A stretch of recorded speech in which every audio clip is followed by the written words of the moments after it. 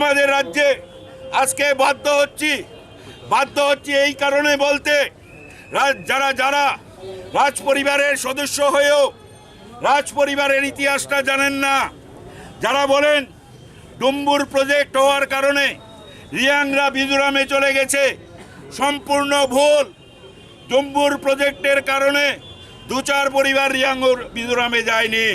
আজকে বলতে বাধ্য হয়, রিয়াং বিদ্রোহ ত্রিপুরায় কেন হয়েছিল রাজতন্ত্রের বিরুদ্ধে, ইতিহাসটা আগে প্রদ্যোৎ বাবুদের জেনে নিতে হবে। সেই রিয়াং বিদ্রোহকে দমন করতে সেখান থেকে হাজার হাজার রিয়াং শরণার্থী গিয়েছে, মিজোরাম সহ আশপাশ অঞ্চলে আশ্রয় নিয়েছে। হাজার হাজার শরণার্থী এই রাজ পরিবার তাদের উপর অত্যাচার করেছে এবং অত্যাচারের ফলে মিজোরাম সহ আশপাশ অঞ্চলে তারা গিয়ে আশ্রয় নিয়েছে। আপনাদের মনে আছে যে রিয়াং রতনমণি রিয়াংকে কে এই ত্রিপুরা রাজ্য ছাড়া করেছে? রতনমণি রিয়াং কিসের আন্দোলন করেছিল? আপনাদের মনে আছে? জমাতিয়া বিদ্রোহ হয়েছিল। আপনাদের মনে আছে? কুকি বিদ্রোহ হয়েছিল। আপনাদের মনে আছে শামশের গাজী বিদ্রোহ করেছিল। ত্রিপুরার ইতিহাস জানে না? ত্রিপুরার ভাষা রাষ্ট্রভাষা ছিল একমাত্র পৃথিবীতে। বাঙালি রাষ্ট্রভাষা বাংলা ত্রিপুরা ছিল। আর এই ইংরেজরা যখন ত্রিপুরার সরকারকে, রাজাকে চিঠি দিতেন ইংরেজিতে, রাজার নির্দেশ ছিল বাংলায় সেটার উত্তর দিতে হবে।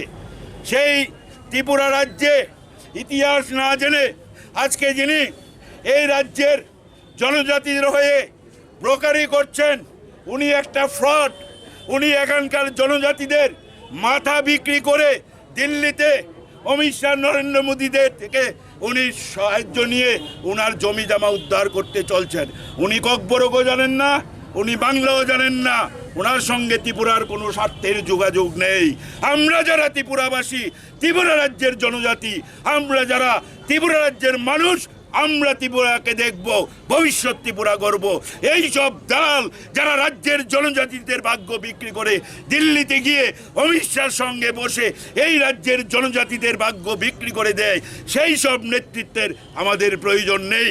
নতুন ত্রিপুরা গড়তে নতুনভাবে আজকে যুব কংগ্রেসের উদ্যোগে ত্রিপুরায় শুরু হয়েছে লড়াই।